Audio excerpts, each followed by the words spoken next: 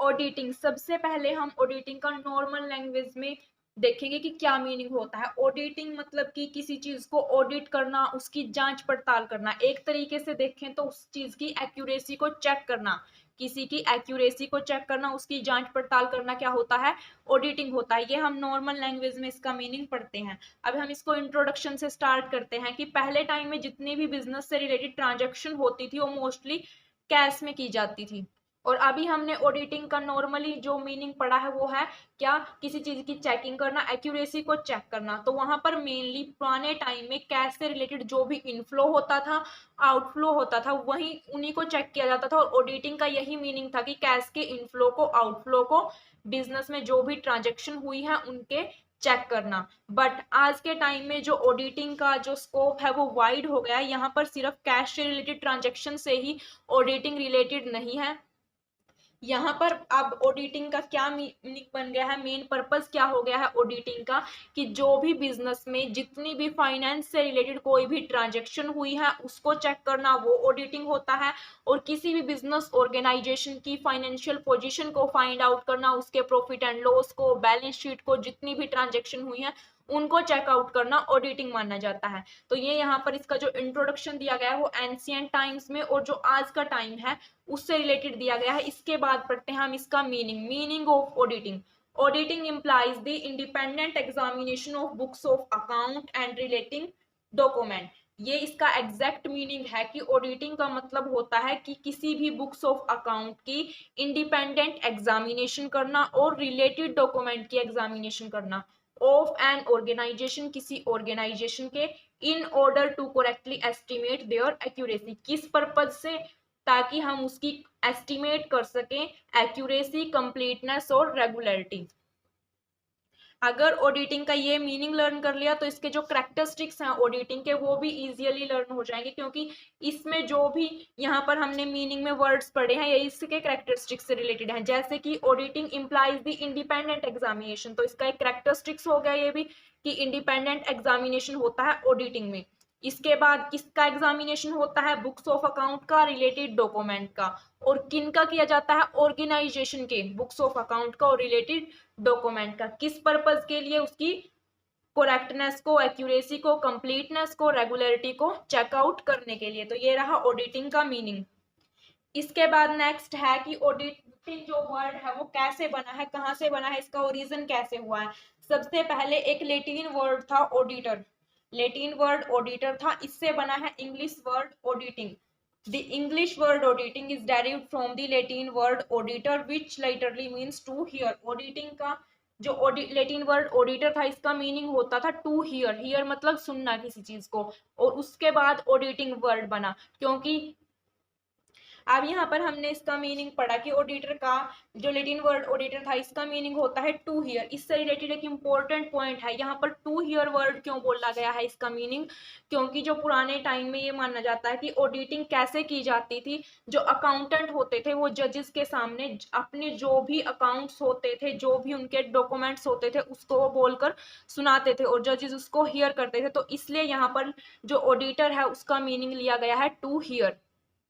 अब नेक्स्ट है हिस्ट्री। हम यहाँ पर मेनली इंडिया से रिलेटेड इसकी हिस्ट्री के बारे में ही पढ़ेंगे।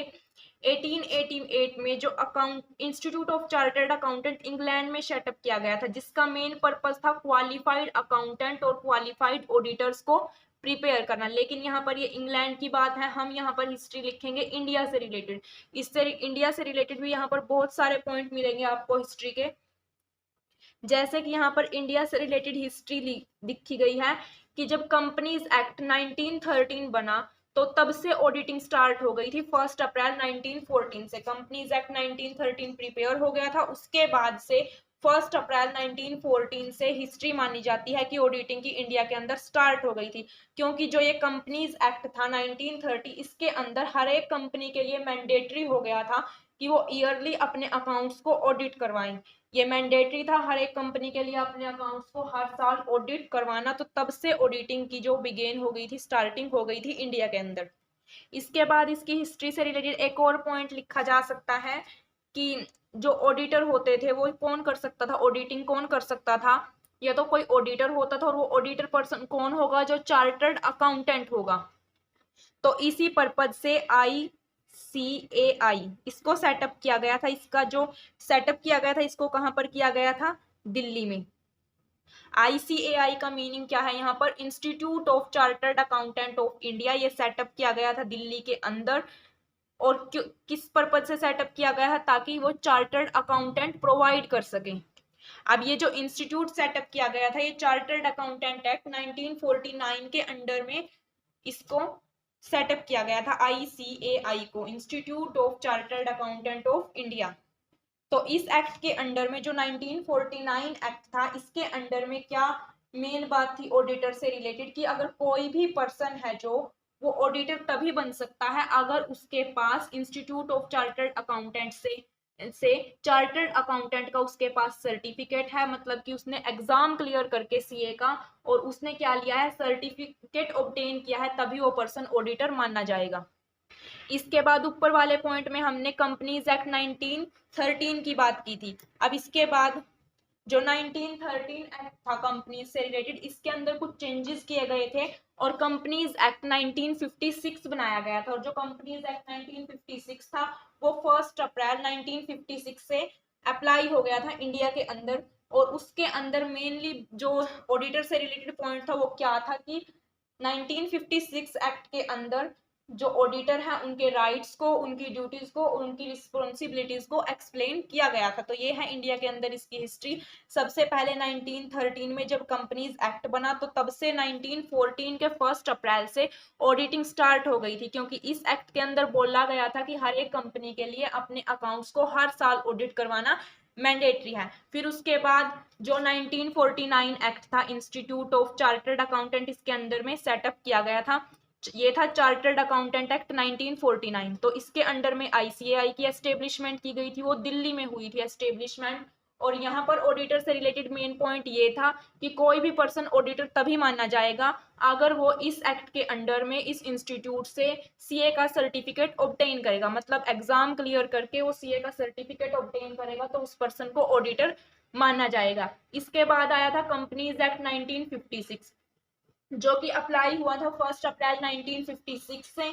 और उसके अंदर क्या ऑडिटर से रिलेटेड पॉइंट था कि वहां पर ऑडिटर्स के राइट्स को, रिस्पॉन्सिबिलिटीज को और ड्यूटीज को एक्सप्लेन किया गया था उसके अंदर। नेक्स्ट है हु कैन परफॉर्म ऑडिटिंग। कौन पर्सन ऑडिटिंग कर सकता है, किसे हम ऑडिटर बोल सकते हैं? ऑडिटिंग या फिर examination of books are carried out by a competent and unbiased person. कोई भी कॉम्पिटेंट और अनबाइज्ड पर्सन ही ऑडिटिंग का वर्क कर सकता है। कंपिटेंट मतलब कि जिसके अंदर एबिलिटी हो ऑडिटिंग करने की, जिसको नॉलेज हो ऑडिटिंग की, बुक्स ऑफ अकाउंट की, डबल एंट्री सिस्टम की नॉलेज हो, वही पर्सन कंपिटेंट माना जाएगा। अनबायस्ड पर्सन का मतलब है कि जिस भी ऑर्गेनाइजेशन के वो बुक्स ऑफ अकाउंट को चेक कर रहा है तो वो अनबायस्डली करे वहां पर चेकिंग उसकी, मतलब कि वो कंपनी के बिहाफ में, कंपनी के एक तरीके से कंपनी के बेनिफिट में कोई भी रिजल्ट नहीं दे सकता अपनी चेकिंग का। तो ऐसे ही अनबाइज्ड पर्सन की रिक्वायरमेंट है। हमने पहले भी इंडिपेंडेंट पर्सन की बात करी थी, जो हमने मीनिंग पढ़ा था ऑडिटिंग का, तो उसका भी मीनिंग यही है कि इंडिपेंडेंट, जिसका कंपनी के साथ कोई रिलेशन ना हो, पर्सनल रिलेशन ना हो, तो ऐसा पर्सन कंपनी की ऑडिटिंग कर सकता है। सेकंड पॉइंट है कौन कर सकता है, जिसने अभी पढ़ा है हमने point institute of chartered accountant से, जिसने चार्टर्ड अकाउंटेंट का सर्टिफिकेट ऑब्टेन किया हो, जो एक चार्टर्ड अकाउंटेंट हो, वह पर्सन इंडिपेंडेंटली किसी भी ऑर्गेनाइजेशन की ऑडिटिंग कर सकता है। इसके बाद आती है, ये तो था ऑडिटिंग कौन कर सकता है। नेक्स्ट पॉइंट है ऑडिटर कौन होता है। हमने अभी ऑडिटिंग के बारे में पढ़ा।